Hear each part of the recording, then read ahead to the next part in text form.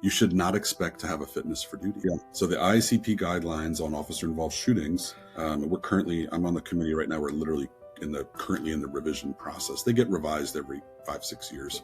The gist is, what they say is that after your officer is involved in a shooting, they should be returned to duty as a normal matter of course. Now, you probably don't put them back the next day, right? The gray zone is how much time off. It's usually like a week or two. The more litigious the state, maybe the longer it's out. But after, there's some amount of time where the officers or whatever administrative stuff, if it's a fatal shooting, obviously they have to make a statement. They need to consult with attorneys, things like that. But once that stuff is resolved, the guidelines say the department should return you to duty as a normal matter of course. This is Blue Leader Nation. Blue Leader Nation. We're here to develop those men and women in law enforcement who want to be respected leaders and to mold you into becoming a legendary leader. If it's leadership, personal growth, and self-development, we're talking about it. Whether you're new or a veteran, you've found your new home. This is the Blue Leader Nation. Now, here's your host, Dr. Ed Palace.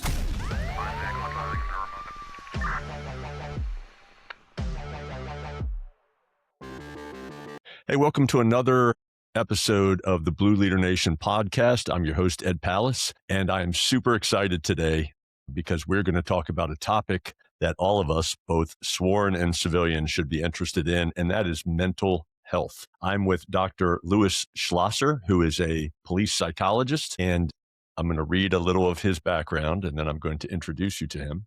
Dr. Lewis Schlosser is a managing partner at the Institute of Forensic Psychology, which is a police and public safety focused specialty practice, currently serving agencies in New Jersey, New York, Maine, Pennsylvania, Virginia, Delaware, Connecticut, and Massachusetts, all states that I have taught in. Dr. Schlosser is a licensed psychologist in all 8 states currently served by the IFP. He is board certified in police and public safety psychology and counseling psychology by the American Board of Professional Psychology. He is a former tenured associate professor at Seton Hall University and a former in-house director of psychological services for the New York City Correction Department. He has conducted over 20,000 police and public safety psychological evaluations, including pre-employment, promotional, and fitness for duty. Lou, welcome to the podcast. I'm so glad you're here. Thanks for having me. And then now it's the expectations are through the roof. I'm like, who is this guy you're talking about? I want people to know I've got a good guest on here. So obviously I read a little bit of your bio. Tell us a little bit more about yourself and your practice. Sure. So when I was a teenager, I told my parents I wanted to be a police officer. And my parents said, that's nice. You're a Jew. You can be a doctor or a lawyer. Became a doctor, and I didn't know what I'd do existed when I became a psychologist, right? So it wasn't why I went to grad school. I just was always drawn to helping people. I liked being a mental health professional. And my first job was teaching at Seton Hall. And when my wife and I were going to have our first daughter, I looked for ways to supplement my income because being a professor isn't exactly the most lucrative way to make a living. And she found a job in the New York Times, part-time psychologist with the New York City Department of Correction, basically vetting their applicants, working with their officers, not the inmate side of things, on the officer side of things. And I started working there in 2006, and it just fit. I loved it. I thought it was really interesting. I rose through the ranks to the position of director of psychological services there. And while I was there, I started working at my current company, IFP, and eventually left teaching completely to focus exclusively on working with police and public safety agencies. That was back in 2012. And so I've been doing that exclusively since then. Primarily we do a couple of things. We do pre-employment. The thing we do the most is pre-employment psychological evaluations, which is, of course, to make sure that officers are suitable to perform the job. And not just police, but we work with all kinds of public safety agencies. And then the thing I probably do the most of is psychological fit for duty evaluations, and we can delve deeper into it, which a lot of officers think is a 4-letter word. They think it's the end of the career. They don't want that. And the research from our office that how we use a fitness for duty as a wellness intervention. Okay. People are a little surprised to hear that, but as a friend of mine said a few years ago, I gave a presentation on fitness for duty to the New Jersey State PBA. Fitness for duty doctor walked into a room of 1,000 presidents and delegates And one of my buddies said, I heard the fitness for duty doctor was coming to give a presentation. Thought you were leaving in somebody's trunk and duct tape. So once they heard the data, though, once they heard what it really is, what it really should be, it got I know what historically it has been at times. And I know it has a kind of a bad history. And I'm sure there are plenty of officers who could speak to its history of having been weaponized or sort of used by someone who kind of wanted to just get them out. And the doctors waved their pen and I was out of a job. And we don't do that. Like we've really, I think, helped reshape the conversation about fitness for duty. One of the things that you and I talked about briefly before we got on here about the issue of stigma, I can even help you connect it with that. Because so if we think about stigma, we can jump right into that part, which is, if you think about mental health stigma, besides that cops are the second worst patients out there. Okay. You know who the first worst patients are? Psychologist. Doctors. Yeah, we're the worst. Gotcha. We are the worst. And cops are the second worst, but we're all helpers. We're not the helpies. We're the helpers. Are you good? I'm good. Like I'm here to help you. Right. So part of it is that, you have the culture, I'm good. Right? We have the macho culture, bunch of alpha males. But the other part where the fit for duty part plays in is if you think if I ask for help, I got to go see the fit for duty doctor and I'm leaving without my job. Right. So I'm not going to say anything. And as a buddy of mine, Tom Coughlin, he was an NYPD. He retired as a uniform, but while he was a uniformed officer, he became a psychologist. And I remember, so he worked in both capacities for the agency, but he talked about someone he had seen who eventually one day came in and kind of, I think, told him he couldn't do the job anymore. But he said, listen, and he had previously been just problems with alcohol. He said, it's completely fine to be the precinct drunk. It's not okay to be the precinct crazy, or something to that effect. Wow. But that was very poignant about the stigma that kind of kept that person from getting like, nope, I can't do that. Can't ask for help. So with the way we've shifted the thinking about fitness for duty, officers understand that, like, a lot of times when officers ask for help now in the places we work, they know they're eventually going to see me, but they also know that almost everybody goes back to work. Our research shows between 94 and 96% of officers go back to work either immediately or eventually following a fitness for duty, which is, hopefully that number surprised you a little bit. It did, but I'm also thinking of some anecdotes and some personal experience I've had with officers who, I guess they eventually go back, yes. But I know some places I've been, the stigma is if I go see the police psychologist, the police shrink, then I'm not coming back to the road for a while. And some agencies handle it better than others, for sure. Yeah, I think so. I've seen that. Across my career, people I've encountered through the work we do. But for us, when you're good, I'm going to put you back to work. I'm going to tell the agency, hey, this officer had this issue. They went and got treatment. I've evaluated them. I've talked to the treatment provider. They're ready to get back to work. So I have heard what you reported on from some folks, usually at larger agencies where there's a bit more bureaucracy, or I'm not sure what's kind of stopping that. But in the agencies we work with, when someone's ready to go, they get back to work. The only thing we might do is tell a chief, hey, if the person's been out for 6 months, they had some treatment, how about you not throw them in the deep end and say swim? Just ease them in for, a couple, like, yes, they know how to do the job, but, been a minute. Okay.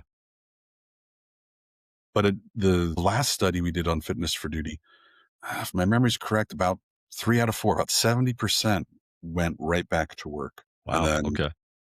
And I think part of it is the majority. We work in 8 states. Our largest footprint is in New Jersey. That's where our firm started, and certainly done a lot of work in New Jersey. Then I credit all of our partners, the state chiefs, the state PBA, folks who treat first responders. It's kind of everyone plays a role, and we've kind of gotten to the place where if you're an officer and you have a hard time, let's say alcohol, because as you know, cops invented drinking, right? So if you're a police officer and you say, hey, I have a drinking problem. Today's Thursday.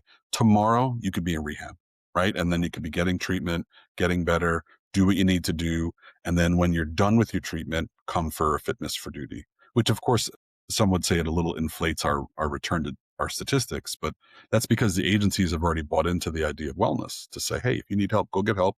You will see our doc on the way back in to make sure that you're good to get back to work. And like I said, almost everyone goes back to work. In that last study, the people who didn't go back to work, there was about 6 out of 150 people. And of the 6 that didn't go back to work, 5 didn't want to go back to work. So it was only, you're talking about 1 out of 150 who felt that I'm okay. And I was like, no, you're not. Wow. Okay. In general, the folks who don't want to go back to work, we're also able to identify you. And I write a report that made them sound nuttier than a fruitcake and help them get their disability pension. They've tried to get better and they're like, doc, I can't do this anymore. Because unfortunately for a small percentage of folks, that does happen. Right? But thankfully, that's the minority of officers, thankfully. So when I think of fitness for duty, my mind automatically jumps. You mentioned alcohol, which is a great topic, but I think the number one that at least comes up in conversations when I'm in the classroom is a critical incident. Usually it's focused on an officer involved shooting. To me, that's almost the most clear cut. So since that's the one that comes up most often, can you address the idea of I'm, any officer in any town, USA, I've just been involved in a critical incident, an officer involved shooting. What should I expect? Yeah. And it sounds like I might challenge you a little bit, Ed. Please do. The people you've talked to. You should not expect to have a fitness for duty. Interesting. Okay. So the IACP guidelines on officer involved shootings, I'm on the committee right now. We're literally currently in the revision process. They get revised every 5-6 years. But the gist is what they say is that after your officer is involved in a shooting, they should be returned to duty as a normal matter of course. Now, you probably don't put them back the next day, right? The gray zone is how much time off. It's usually like a week or two. The more litigious the state, maybe the longer it's out. But after, there's some amount of time where the officers or whatever administrative stuff, if it's a fatal shooting, obviously they have to make a statement. They need to consult with attorneys, things like that. But once that stuff is resolved, the guidelines say the department should return you to duty as a normal matter of course. And I always say this when I teach about it. I say, look, the act of firing your weapon doesn't render you psychologically unfit for duty, right? You performed a job function. It is obviously a rare one and one we hope you don't ever have to do. But when you have to do it, you performed a job function. It also, by the way, doesn't render you psychologically unfit to carry a gun because the guidelines also say, so if you're involved in a shooting and that, let's say they take your weapon because of its evidence, the department should give you another weapon and say, hey, we trust you, right? Like you should, because an officer disarmed might feel vulnerable, in that moment. The exceptions to those would be when you go to rearm the officer, if the officer goes, no, right? If the officer says, I don't feel comfortable, okay, that's fine. Okay.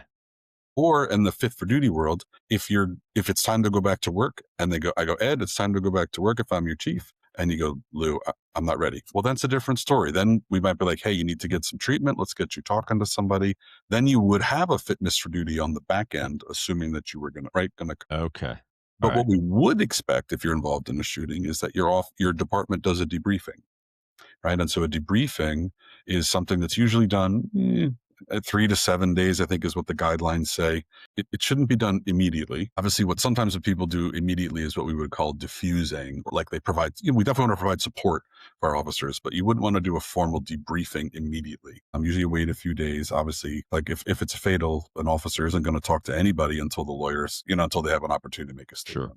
But the point of a debriefing, it's not a fitness for duty.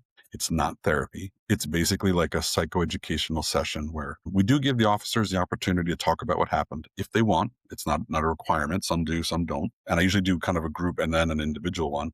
And then we give them education about how your brain and body respond to trauma. Kind of like, hey, if you're going to have a stress response to the situation, here are some things to look for. And quite candidly, here are some things to tell your spouse or significant other to look for, because they're the person, if you're a police officer and you're having a stress response, the person who's most likely to see it first will be your husband, wife, boyfriend, girlfriend person, people you live with, people you love.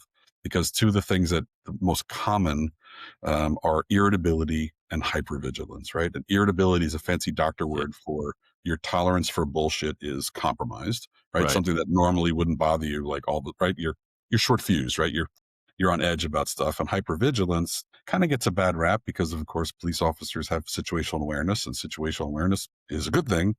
But then having situational awareness when you're reading at your kid's kindergarten is probably suggesting that you have gone from vigilance to hypervigilance, right? Yeah. So that's when it's, when you start to scan for danger in places where danger really shouldn't be. Right.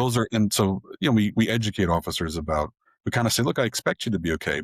But if this starts to happen, I don't want you to be at home thinking, am I going crazy? Like what's happening to me? Or my spouse is telling me what an asshole I've become lately, or, that kind of stuff, so that they know. And we give them resources like, hey, here are resources at least for us in those places we work, we have lists of people who treat first responders so that I can say, here's a list of people who are experienced at treating first responders. So if you need help, you have resources. You don't have to try to go like, if you decide you're a police officer and go, I'd like to talk to someone, I don't want you picking a random name out of a hat. Like not by a long shot. Okay. Right? Because they won't understand trauma. They won't understand policing. People have heard me present. No, I pull no punches. The average therapist is a uber liberal douchebag left of Bernie Sanders and cop hating. And so I don't want police officers walking into that person's office who is neutral at best, hostile at worst, without knowing anything about them. Right? Just because, oh, you're a cop. And all the bad stereotypes that they might hold, which is why, of course, we populate these lists so that if a first responder needs treatment, we can say, hey, this is someone who understands your culture, understands the unique things about trauma. Not most, or a good amount of the time, they're either former first responders who became therapists, who of course have a great time connecting with first responders, or they often maybe have a family member. They have some connection, right? Right. Married to one, or their father or child, but there's some connection to the field and why they're called to help first responders and to really want to make sure that they take care of them properly. So if you're involved in a shooting, to go back to your question, you should expect to have a debriefing, but you shouldn't expect to have a fitness for duty. And now I'll tell you, of course, to speak out of the other side of my mouth, occasionally agencies or jurisdictions do that. They order it. And most of the time, because I lay it out where I see fit, I blame attorneys. Because attorneys are usually the ones that will say, like a county prosecutor or a DA's office or something will say, no, you have to have a fitness for duty before you return them to work. Even if I give them the IACP guidelines that say, hey, here's best practices, here's professional standards. And they're like, that's nice, doctor. And so there have been times where I'll see someone following a shooting for fitness for duty, and they understand that they're subjecting themselves because that's what they're kind of being told what they need to do to get back to work. But that's not normal, if you will, right? To have a fitness for duty. Most officers have or almost everyone, unless you're so old that you got hired before they did psychs, will have a pre-employment psych. Right. Everyone should, or almost, right? Most people will go their career and never have a fitness for duty. Don't have a need. But for the ones that do need it, it put a system in place so that if the assumption behind fitness for duty is that you're okay to go back to work. And if you're good to go back to work, you go back to work. And if you're not good, the very first thing I'm going to try to do is fix you. Okay. My mentality is, if you broke your leg, would the department say, hey, Ed, thanks so much. It's been real fun. And of course not. You get surgery, you PT, right? You fix the leg and you eventually get back to work. So our philosophy is that a psychological injury how should it be different than a physical injury? At a minimum, we should try to remediate it. It won't work 100% of the time. That's okay, but we should try because that's fair to the officer, right? Again, there's a small percentage that don't return to work, but we should still first try to help them. And I'm not trying to paint you into a box, but is there a limit where, let's say I do go through a critical incident, whether it's a shooting or some incident, and I've been out of work for, in some agencies, years, is because then what happens is the people on my shift, my patrol squad, start to push back like, hey, Ed's been out for 2 years. Really, he needs to fish or cut bait. Like, what's going on here? What's your advice for people, especially people in supervisory positions? How do you address that? It's a good question. And I know it's a state by state issue. For example, in New Jersey, you have a year, meaning like, so if you're out, you have a year. And if you're out a year due to a mental health condition, after you're out a year, like, the department can put you in for an involuntary retirement. Usually they'll send you for a fitness. They're like, nope, the person's not fit. And then we say they're unfit. And what we would say is, we call it unfit with little chance for recovery. And what that means, it's sort of this parlance, unfit and unfixable, but it means you're not fit for duty. And we don't believe that more treatment will restore you to duty in a reasonable period of time. Now, the reasonable period of time might vary state to state, but typically, like Jersey, it's a year. We use that kind of as a general rule because we work in 8 states about, hey, is this person getting better? But a little part of your question might also be like, how many bites at the apple do you get? And that's, so for example, let's go back to alcohol, because that's unfortunately relapse part of the problem for addiction. Common. Right. So if an officer has an alcohol problem and they go to treatment and they do everything, let's take the perfect world scenario. They do everything they're supposed to do. They go to treatment and they're working their program and they're abstaining. We return them to work and then they relapse. When they go to treatment, even if they do everything they're supposed to do, when they come back the second time, put a lot more, what I would do is put more guardrails in place. Like I might put them back, but mandate that they stay in treatment. Sometimes we recommend to the agency that you do random testing. There's a test out there called the ETG test that tests alcohol in your system up to 80 hours. I mean, if a cop really wants to drink, they'll work around it, but we're trying to keep you on, right? We want you to be successful, but we have to protect the agents, right? So we put some guardrails in place. And then if you continue to have problems at some point, we say, listen, again, we go with the unfit and unlikely to recover. We've given you a couple goes at this, and you unfortunately don't seem to be able to stay sober. And I've had that, unfortunately, small amount of times, but it has happened where officers just, the disease was too strong, or for whatever the reasons were, they weren't able to stay sober. They kept having relapses. Perhaps the most poignant one was an officer I saw some years ago. We'd seen him a few times for alcohol problems. Chief was very understanding. It's one of these, like, they grew up together situations. The chief became the chief. The guy is still a patrolman. This happened in a municipality. And I see him the last time, and he's like, Doc, this is different. I work in the program. He convinced me, because I was like, how is this time going to be different? I wasn't so sure about it. And I was like, okay. And he had a last chance agreement with the department, which meant any other problems. So I put him back to work, and a week later, the chief calls, and I go, hey, Chief. He goes, hey, Doc, what's up? He goes, yeah, so I pulled so-and-so out of the drunk tank last night. I'm like, my heart sank. And I said, really? And he goes, yeah. He goes, I got there, and the officer said to me, he said to the officer, he goes, it's over now. And the officer said, yeah, I couldn't do it. I had to have you do it for me. It was very poignant, because really the officer spoke to this idea that Tom Coughlin and I referenced earlier, have written about self-sabotage. Instead of the officer saying, I can't do this, right? That's too hard. He set about a chain of events. So the department said, nah, you don't have to do this anymore, right? It's face saving, if you will. But officers do that sometimes, right? They don't always ask for help, but they set about a chain of events so the department gets involved in their mental health care, which I think circles all the way back to the stigma part too, right? That because of the whole, you just asked for help. Oh, that fucking doctor, he made me go see a therapist, right? Blame me all you want. Sorry, I'm just making your life better. That's okay. So, all right, because this is a very common thread here, alcohol. So now I'm a patrol sergeant or patrol lieutenant, and I just have a suspicion that one of my guys or girls is having an alcohol problem, but there's been nothing to the level of discipline, but I really think they need some help. How do I approach that person? Yeah, great question, because the fit for duty world is you have to have some objective evidence, right? We can't just go, Doc, we think you should see him because we think they have a drinking problem. That doesn't fly.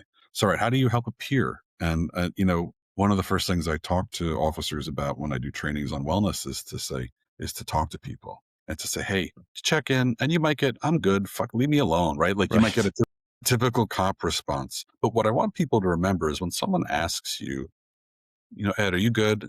Lou, leave me alone, I'm fine. But you also registered that I asked. And then if I'm seeing what I'm still seeing in you, right? Like something's a week later, I'll pull you aside. Ed, I'm worried. So little check-ins. And I also tell officers, don't go from 0 to 100. Hey, Ed, are you thinking about killing yourself? No, don't go. Just start off small, but letting someone know that, hey, I'm there. If you need something, let me know. And then, of course, like if it gets to the next level, hey, we have, depending on the services the agency have, we have peer support. Of course, you could dispatch a peer support officer, or, hey, we have EAP, although cops in general don't like EAP. And I get it, because I'd rather them, I try to help my departments establish relationships, again, with trusted folks who treat first responders. Like I have a department, for example, that does this, where they have a relationship, they have what called blind billing relationship with a therapist. So anyone in the department can go see the therapist. There's a cap. I think it's 3 to 5 visits a year. Okay. And they can go, and they obviously have to have a lot of trust, because what the therapist tells the chief each month is, I performed X number of sessions for your agency this month. Not who, right? Just like, I did 5 visits. And of course, if the officer does more than, let's say it was 3, I can't remember the number, then they switch to like their private insurance. You know what I mean? Like, okay. It's a way that officers understand. And again, of course, the therapist is someone experienced treating first responders. It's a way for an officer to be able to talk to someone to get to that stigma part without anybody knowing. Right? So like the officer can get help, right? Nobody knows about it. I think circling back to your question about a supervisor, you gotta ask, you gotta communicate that you care, but you gotta communicate you care all the time. Because if you're someone who like they otherwise think is an asshole, when you come and say, hey, are you good? They're gonna be like, go away. Like, you know what I mean? Like they're only gonna trust who they're gonna trust. Right. So part of it is being a good leader is sort of always checking on your people, not just, right? Yeah. Not just the squeaky wheel gets the grease kind of thing. Have you found that, and I've heard that before, and I love the idea of being able to go 3, 4, 5 times without, any stigma. Well, I shouldn't say without stigma, with being anonymous. I tell this story when I teach sometimes, but I had one of my lieutenants who worked for me was involved in an officer-involved shooting a couple years before he came to work for me. And when he came to work for me, we sat down, we did some expectations back and forth. I have this little thing I do. And I said, "Hey, what expectations do you have for me?" And he said, "Well, the number one expectation I have is every Friday at 2:00." And he pointed to his office door. "I'm going to be in that office with the door shut for an hour." And he goes, "I would ask you, unless the building's burning down or, somebody's dying, to respect that." And I said, "Okay, that's easy. I think I know what it's for, but what's it for?" And he said, "Ever since I've been involved in my shooting," and this is a couple years prior, he goes, "I have a standing appointment with my psychologist, and it has been fantastic." At that point, he was pretty much past, and again, these are layman's words, so forgive me, past the trauma, the nightmares, and it was more, as he described it, of a maintenance thing. And I thought that was like some of the most healthy attitude I've ever heard towards being involved in a critical incident. What are your thoughts on that ongoing therapy? Yeah, the officer was taking good care of himself. And still is, by the way. I just talked to him last week. He still has a standing appointment. Yeah, because it helps the person understand. I mean, there's the more active part, and maybe he was even out of work for a stretch if things were bad. But It was a little bit. yeah, and once therapy treatment helped and he's feeling better, he's back to work. But the therapy provides some support, gives them a chance to process things. And, what we understand in medicine more broadly, one of the theories is called the stress diathesis model of illness, which is a big fancy doctor word that says the diathesis is predisposition. And the stress, everyone knows what stress is. So basically, if I'm going to develop an illness episode, I have a certain amount of predisposition to developing an illness episode. And then, of course, as stress becomes too great, it will trigger an illness episode. The ongoing therapy, of course, helps manage this. He's still in a high stress job, even though it might not be stressful as being involved in a shooting, but it helps him manage his stress so that he doesn't become symptomatic. And he's obviously seen the benefit of treatment, which is great, because sometimes, officers go away and they come back and they go to rehab, for example, for a month, and they come back and say, "Hey, doc, I'm good. I'm ready to go." And I'm like, "I'm going to call bullshit." And I'm like, "I've been doing this for 20 years. And I know you're going to tell me that the program didn't recommend aftercare, but again, like Judge Judy says, don't pee on my leg and tell me it's raining. Like, I know that they told you to go do an IOP. You're not going to fix everything that's wrong with you in a few weeks. So keep working." And the officer took that philosophy, and he's like, "Yeah." And then the officer can make the decision with their provider when they decide, like, "Hey, this is still benefiting me," or maybe I'll reduce the set. Maybe let's meet twice a month or once a month when they, but it shows good self-care by that officer to say, "Hey, you know what? This is helpful to me." And he's comfortable telling you, "Hey, this is what I got." Yeah, he's very You want, transparent about it. and you want to support me. This is how you can support, right? This is how the agency can support me, and this will be helpful for me. I've had chiefs over the years. I remember having an officer who had a pretty bad alcohol problem, and female officer, she was like really had very little time. And so we were trying to get her back to work so he would let her go and do like at her lunch, go to like an AA meeting. I was like ways in which that the agency could support the officer. I mean, I've had agencies, even when officers like are in longer treatment, like let them do it. Like they kind of go off into an office. It might be virtual versus like leaving the facility, but so there are ways agencies can support their people to help them, again, which also further normalizes the site, right? Where we started with, which is going to stigma. How do we normalize this? Right. How do we normalize the idea that police officers see therapists? I'm like, doctors see therapists, teachers see therapists, everyone, people who need it see a therapist, and that's okay. So I think for law enforcement agencies, those are some of the things they can do to help officers realize you can ask for help, you can get help, and you can remain employed. I mean, I remember being at a chiefs meeting one day, and I had couple of chiefs talk who I had helped get into therapy. And the chiefs had said, "Doc, is there anything you think I can do to help the culture in my department?" And I said, "Yeah, disclose that you've seen a therapist. Which is big deal for a chief. And the chief did. And the chief had a great sense of humor about it. He's like, yeah, I see a therapist. They still let me keep my gun, guys. I'm still in charge. To the degree that it normalizes, like, yeah, I've seen someone, I'm still here, like, hopefully reduces the boogeyman effect, right, of seeking treatment. Like, no, yeah, I got help and I'm doing well. I think the unknown is hard for officers. I think the lack of control, cops are control freaks. So like, what you're again, that's the helper part. That's the, no, I'm the helper. People call me for help, not the other way around. What are you talking about?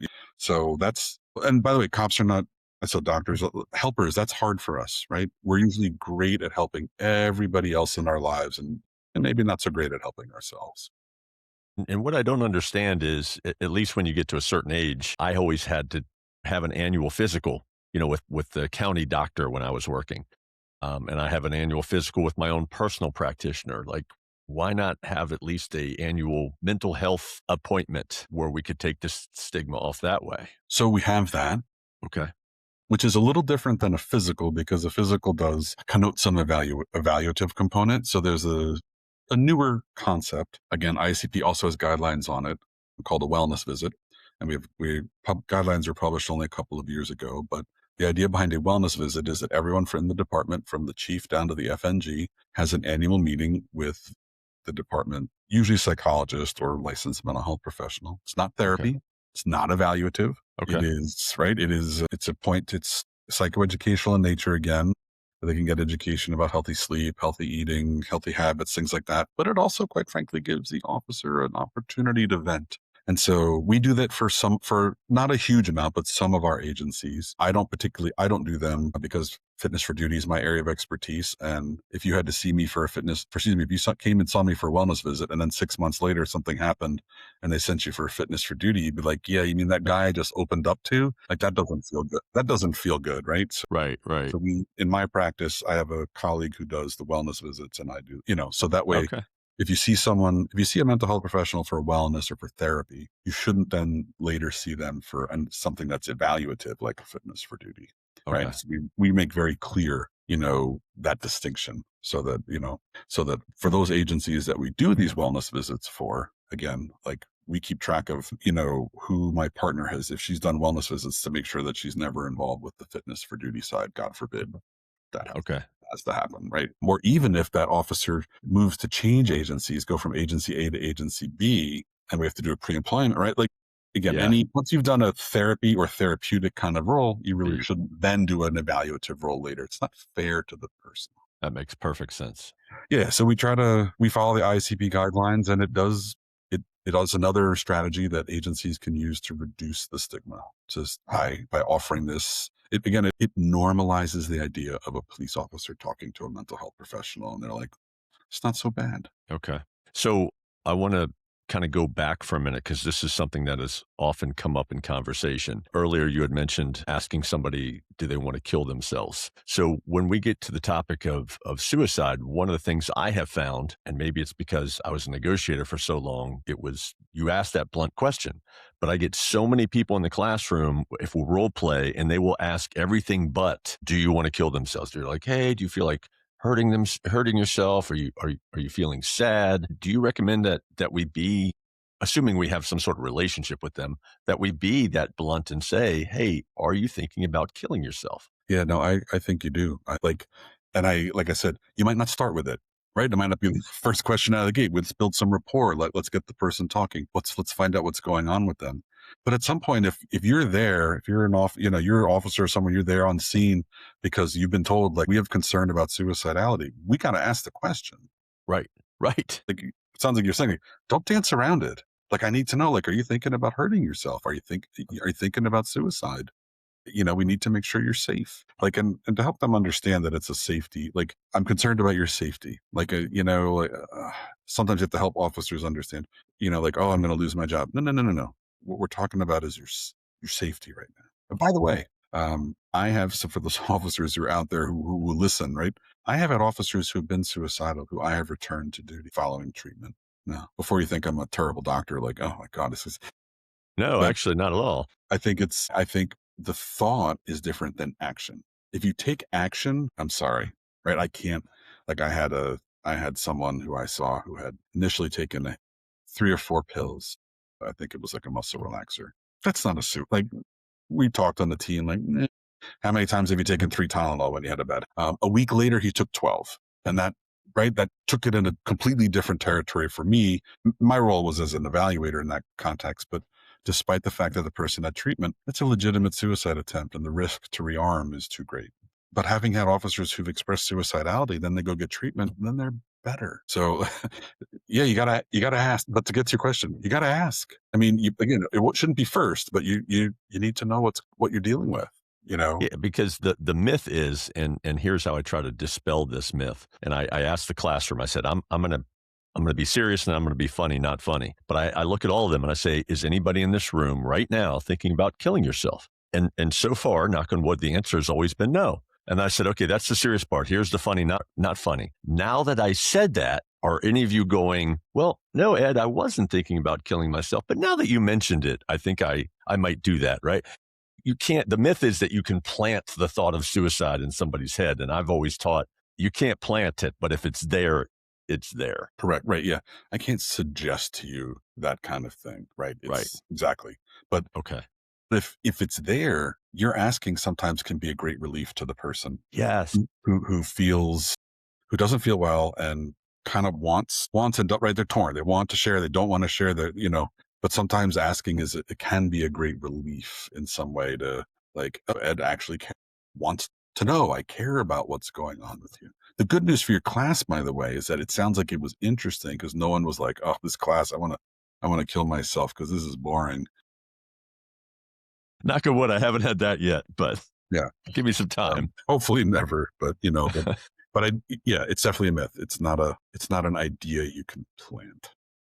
So, and you tell me if I'm going down the right path because then I role play with them, and what if the person says yes? And then I said, now what do you do? And I know what I recommend, but I'm curious to see what you recommend. You and you're my supervisor. I'm your employee. I've respected you for a while. We've had that conversation. And finally you say, hey, you think about killing yourself? And I say, yeah, Lou, as a matter of fact, I have thought about it. Yeah, now what? Right. So what I do as a mental health professional obviously is different than what a police officer would do. As a mental health professional, I have kind of legal obligations that can violate confidentiality when someone's a danger to self or others. And so, I mean, like we do kind of a risk assessment. Well, what are those thoughts? Have you thought about how you would do it? Are you feeling like you want, like, how imminent is it? We kind of we start to dig deep into what they're thinking and feeling, what their plan is, right? If there's a plan, that kind of stuff. And then of course, from the police officer's perspective, obviously they're going to be like, look, I'd like to get you to talk to, like, their goal is to now get them to a licensed mental health professional, right? Secure your firearm. Let's get you to a mental health professional so we can get you some help.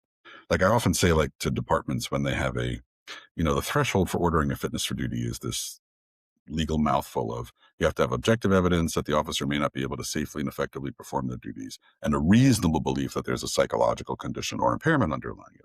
The other criteria is that danger to self or others. But if an officer is a danger to themselves or others, you don't need me in the moment to know that they're not fit for duty right now, right? They need help. We need to secure their safety and try to get them help. Yep. That's our top goal. Okay. Right. So it's about securing their safety. It's about finding out what's going on and about getting them connected with care. Okay.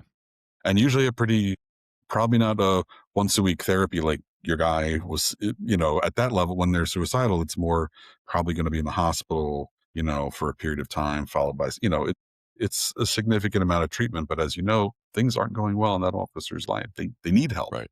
So we want to try to get them that. And then in that vein, we've got, and just like we have therapists that we vetted, the PBAs in New Jersey as an example, FOP I know is larger nationwide, the police unions. I know the FOP has a vetted provider list. Mm-hmm. The PBA, for example, in New Jersey, they have relationships with a couple of places. So there are facilities out there, several of them that specialize in the treatment of first responders. So again, when an officer needs a higher level of care, they don't want to go to some psych hospital gen pop situation, right? They want to go to a place where, again, the providers understand the unique nature of what's going on with them. So there are facilities like that too. Okay. So those are important, And those are all things that departments can do to help. Like I always say, you probably heard, you don't want to be flying the plane while you're building the plane, right? So those are things that you, as an agency, hopefully you can put in place so that, God forbid, when you have an officer in crisis, you're like, yeah, here's what we know what we're doing. Okay. Right? We're not just now, right? We're not rolling out like I work with an agency up in Maine, and it's not their fault, but like I just started working with them, and they go, Doc, we're so glad we found you. I go, oh, thanks, me too. I felt nice. They're like, no, we haven't had a shooting in 30 years. And yesterday we had a shooting, like, and wow, it's a small little town, and, and so trying to help the chief and guide through what to do and how to, do a debriefing for their officers and how to manage that kind of stuff. Cause it's a small town in Maine. It's not an everyday occurrence, thankfully. Normally it's just like, we're going to eat lobster and freeze our butts off. Like that's what we do in Maine. But yeah, so I think for agencies, like having a plan, right? Trying, just like, I know you get sort of over policyed in policing, but putting a plan in place. Hey, this is what we do when this happens. So when it does happen, instead of thinking this won't happen to us, when it does happen, we're ready to go with peer support, and we're ready to go with therapists who are treat first responders. We have a relationship with the department psychologist who can help us. Like I serve as the chief psychologist for the New Jersey State Chiefs of Police, the Delaware Association of Chiefs of Police, and now most recently the Massachusetts Chiefs of Police Association, to provide them with subject matter expertise. So what we tell the chiefs, if you have a question for a police psychologist, call me. I'll answer it. I want to give you the right information. You have to guess. So and it's funny because that was running through my mind. So I don't know the exact numbers, but there are roughly, depending on how you count, about 800,000 different law enforcement agencies, or law enforcement officers across the country. The average law enforcement agency, I always tell people, is between I think it's 9 and 14. So I always just use a dozen. So let's say I'm the chief or the sheriff of one of those Anytown USA agencies, and I don't have a psychologist. I don't have a plan. Like, how do I get started with that? Who do I reach out to? Yeah. I would encourage them to come to IACP as a great place to start. IACP has, a police psych services section where you can get to know my guess is maybe not in every state, but in most states, there are psychologists who specialize in working with police and public safety. So, I know I have colleagues all across the country who do what we do in other places. And the IACP also has a legal officers section, and they have a police physician section, and so there's a great place to get resources in different areas of folks who are like law enforcement adjacent, but who work with law enforcement agencies. And then, of course, the other thing, which I'm sure is that what's the first thing, if a chief needs something, who's the first person the chief goes to? Their neighboring chief, right? A colleague, a friend, and that's, of course, it makes sense because shit flows uphill. And so everyone thinks the chief has the best job in the world. And maybe they do, but they also have all the burden of everyone in the department they're not only responsible for themselves, but everything that goes on in the agency. And so when they deal with something, they might ask a colleague who they know has been through something similar, how did you handle that situation? And we work with lots of little agencies. Little agencies don't need to feel like, oh, I'm a small agency, no one will want to help us. That's not true. There are a lot of us out there who are police and public safety psychologists. We work with little agencies, we work with big agencies, and anywhere in between. But it is about, quite frankly, connecting and professionally networking, because I'm sure there's someone nearby or close enough that can help guide them. Let's be honest, right? I live in New York City, and my office is in New Jersey, but I work between Virginia and Maine. And there are times that I go to the agencies when needed, but sometimes it's virtual, of course. But then if a chief needs something, phone call away. Hey, send you a text. Let me run something past you. Sure. So it's not that, I don't have to be down the street to be able to be easily accessible to give them the information they need. And it's really about, for law enforcement leaders who might be listening, having trust in someone that you trust, and actually know, and knows what they're doing, and they're competent to do the work. Obviously, if they're board certified in police and public safety psychology, that's a level of certification. There's another board certification by, I think it's the Society of Police and Criminal Psych. They also offer like a board certification, or maybe it's a fellowship status. But there are folks who specialize in this. There aren't a million of us, but I would certainly advise that person start out with, find if there's a colleague who has an established relationship with a culturally competent police psychologist. That would be the place to start. Okay. So they can get help and guidance about what to do with whatever they're facing. Awesome. All right. Well, as we kind of bring this to a close, any other words of wisdom you have for the Thin Blue Line listeners that are out there? I think just too many people have these like cutesy words. It's okay to not be okay. Or I've heard different sort of dumb things. If you need help, you can get help and go back to work. Like, I think that's really important to understand that your problems, yes, there's a tiny percentage that maybe you don't, but in general, your problems aren't so insurmountable. And there's a lot of good treatment out there that you could get treatment, get back to work, and sometimes not even leave work. I've had also had officers, something's going on. They don't even go off duty. They just kind of maybe go find a therapist. They work out whatever they need to, and the department never even knows. They might find out through some other means or something, or the officer says something. Not asking, seeing a therapist, making the decision to see a therapist as a police officer isn't a reason to be sent for a fitness for duty. Okay. Right. So like an officer might think, oh, if I go see a psychologist, that means no, you have to, there's a legal threshold that must be met in order to order you for a fitness for duty. And going to see a therapist in your private business, no, it's only if there is objective evidence that you're unable to safely and effectively perform your duties, again, in a reasonable belief that there's something psychological going on that could warrant a fitness for duty. But the other thing is that we always tell agencies, don't start with a fitness for duty. The first thing we say is offer help, offer assistance. Before you get to fitness, when I told you at the beginning, fitness for duty is kind of a wellness intervention. Fitness for duty is kind of the last thing you try after you've tried other things, like, again, peer support, offering EAP, offering a police therapist, offering assistance to the officer in any ways that you can. And if they refuse, well, at some point, then you might be like, all right, so now we're going to have you see the police psychologist, and he might make you do it. But before we get to that, let's try all these other things. So, and cops, you should understand that are there weird shrinks? Yeah, but we're not all weird. Trust me, believe me, there are some weirdos out there. I 100% agree with you. But there's some good ones, especially the ones, again, just folks like us who have devoted our careers to helping you, to supporting you. We're pro law enforcement. We're here to assist. We got your back. You're not, not everyone is a critic. So. Awesome. Thank you. I'm going to put Dr. Lou's website and some other information in the show notes. I'll also put a couple of resources out there, such as Blue Help and some other organizations that are out there should you need any help. Dr. Lew, thank you so much for coming on. I think you've provided what I think is a great education for our viewers.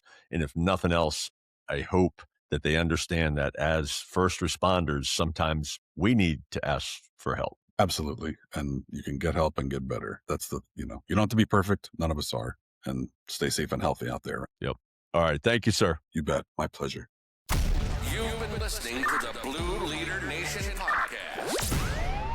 Our passion is anyone within the thin blue line who want to take it to the next level. We hope you didn't mind the dad jokes, by the way. If you enjoyed the show, make sure to like, rate, and review. And we'll be back soon. But in the meantime, hit the website at www.blueleadernation.com.